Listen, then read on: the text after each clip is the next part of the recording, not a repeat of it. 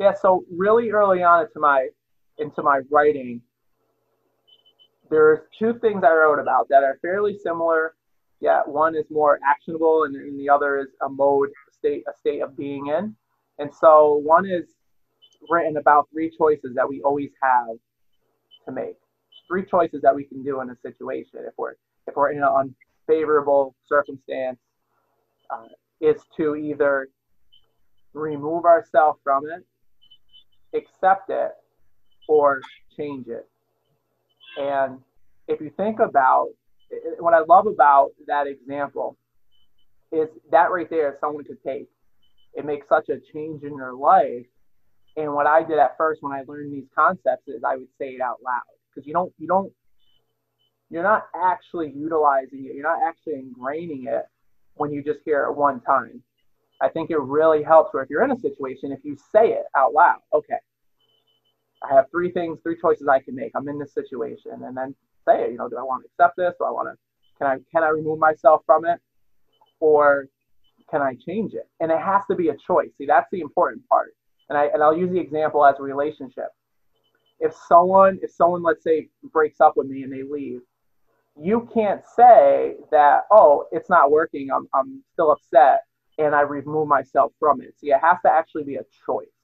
It can't be someone else remove themselves. You have to choose that you're removing yourself from that person, regardless of who, said it first. And so there's that example because a lot of people struggle with that too. And then, if you don't want to choose that, there's again accepting or changing it. And so those are the three choices we always have, right? Three actionable things we can always have. And I think it's uh, easily said, or I think it's easily understood. Shouldn't have to dive too much deeper into situations are not going to change unless an action is put into effect. And a lot of times where I think people get caught in this spin cycle is they're not actually putting in an action. It's maybe just uh, a Yeah. lot of verbal expression, or a lot going on here, but there's not actually an action going on. So there's those three choices, and then there's three modalities of life, three modes to always be in. And this was very, very powerful for me as well. And again, I started with just saying it out loud whenever I was feeling not in a positive state. And that is enjoyment, enthusiasm, and acceptance. And you find acceptance in this realm a very common theme. And that's very powerful. I remember, and I think I may have told you this story before, the first time I did this was when I was behind a slower vehicle, or at least slow in my perspective. And I said it out loud. I said, "All right, I just learned this concept," and I said, "Well, let's see. I'm not enjoying being behind this car, and I'm not enthused about it." I said, "Can I accept it?" And it wasn't like accepting I have no choice. It was taking the choice and actually saying out loud and truly saying, "Yes, I can accept it." I backed off a little bit. I left some space. Like, this is just how it's going to be for this period of time until the road creates another lane where I can go around. I accept it. And the power in that moment was an involuntary reflex, or at least it felt like, where I just smiled. I was just happy. And immediately, any type of frustration, desire, can I get around this person? Oh, how long are we going to be with a double yellow line? Like, it all went away. All went away. And that has worked 100% of the time from that point on to the point now where it's so ingrained. I don't need to say it out loud anymore because I'm just always in one of those states. If I do feel myself ever getting confronted with a negative emotion, which hasn't happened, I will immediately navigate and remember that. So that's very powerful in itself, and just putting those three together, that alone would change anyone's life. And like we all do in life, when we learn something like that, and even if we have a sliver of disbelief, well, what do? We go out into the world and test it. And again, that's exactly what I did, and why these concepts are so powerful, and why I'm so passionate about doing this, and why I did the writing on my blog is, and why I stand behind it so much is because these things that I speak about and talk about and practice and live, this isn't like oh, it works every once in a while. oh, it made my life a little better, and then there's still some things I'm dealing with. This has been a 100%, you know, call it diamond cut concept, where it's just proven itself as a universal truth that can work for anyone who wants to use it. So those are the two called the two threes, I guess, whatever. Uh, The so yeah, big six. there you go. That's actually I like that. The two threes. Yeah, that's I can see that working in almost every situation. Like it does sound very, it does sound foolproof. Is that the word I want to use? Foolproof? Bulletproof? I'll take either or. Yeah, I'd have to try it. I'd have to test it out.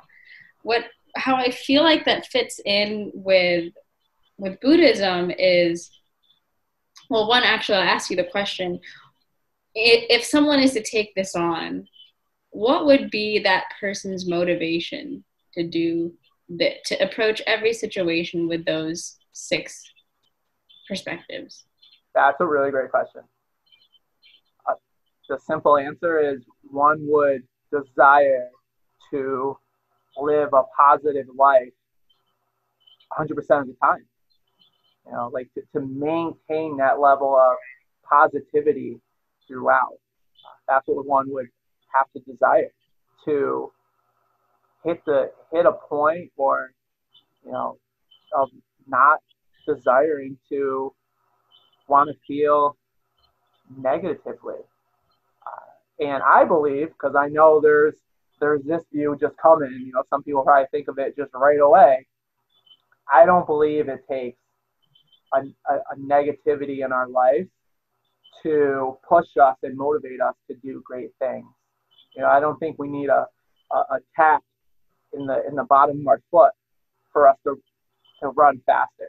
You know, I believe there's positive motivational tools at our disposal where we don't have to justify it by, well, if this negative didn't happen, this positive wouldn't happen. Because if we have the awareness to truly create the canvas of our life, then we have that will to draw on that canvas whatever we like. It doesn't need a negative backing. It doesn't need to be fear based in my belief. Yeah, I know that some people call that concept like a tension point. An attention point doesn't necessarily have to be something that is painful or sad or whatever, you know.